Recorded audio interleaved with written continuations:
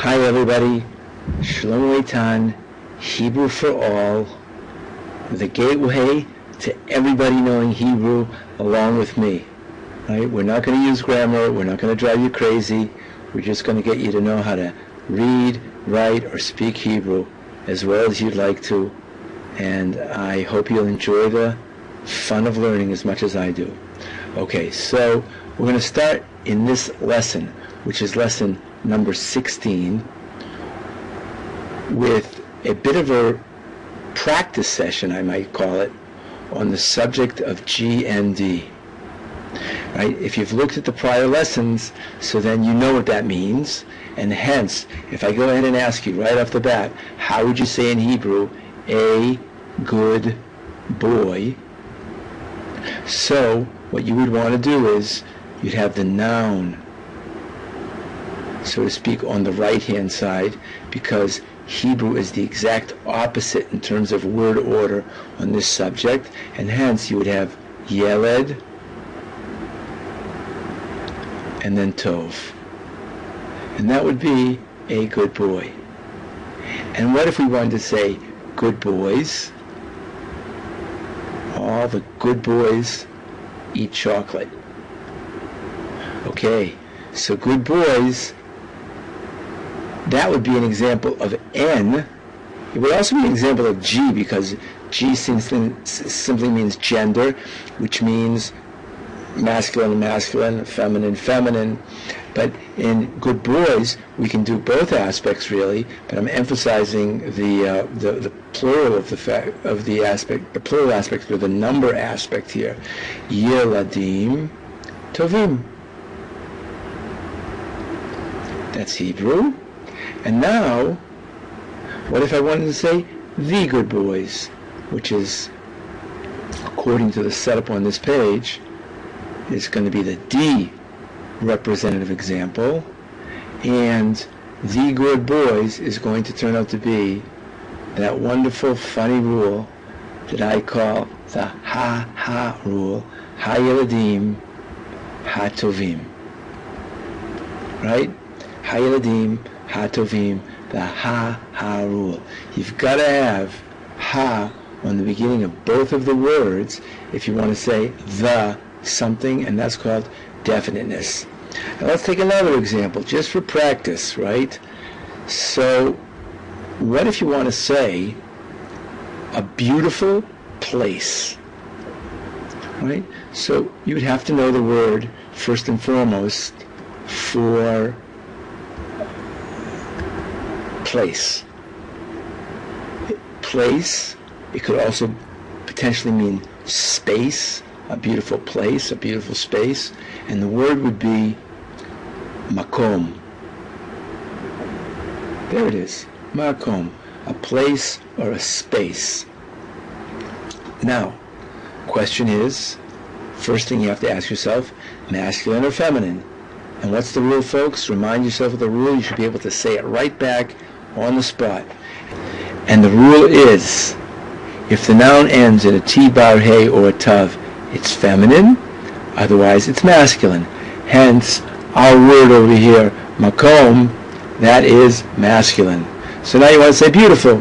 So you have to remember that adjective which we have happened to learn in a prior lesson, and it would turn out to be makom yafeh. And now, just for practice again, beautiful places.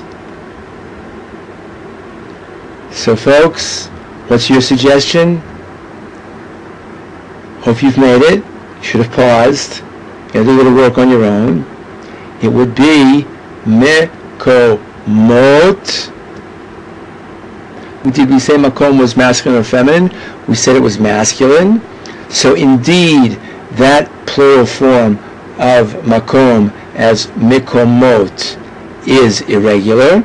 So I'll put that little exclamation mark to call to people's attention that something really strange did happen over there.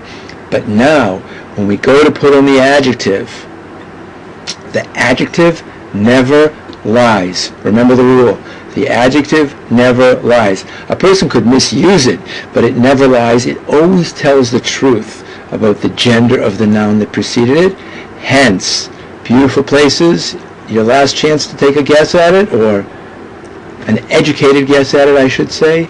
Mekomot Yafim. And that's Hebrew. Okay? Mekomot Yafim.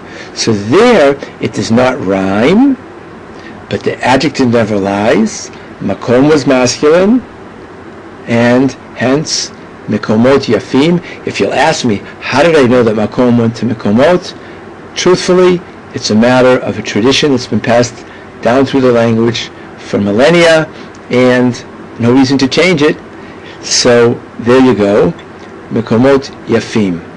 And how would you say, just for the fun of it, and this is quote-unquote the tricky case, how would you say the place is beautiful? How would you say that, folks? The place is beautiful. So you got to remember, first and foremost, you're looking at a sentence over here. There's a period at the end. So this is not going to be governed by the rules of GND.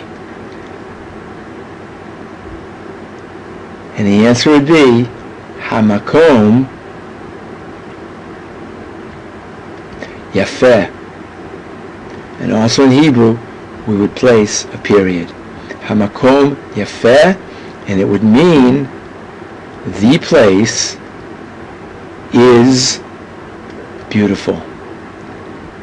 And I hope you enjoyed this little practice session, putting into use the concept of noun-adjective agreement. The memory device of that is the noun and the adjective must agree in G and D, where G was for gender, N was for number, D was for definiteness.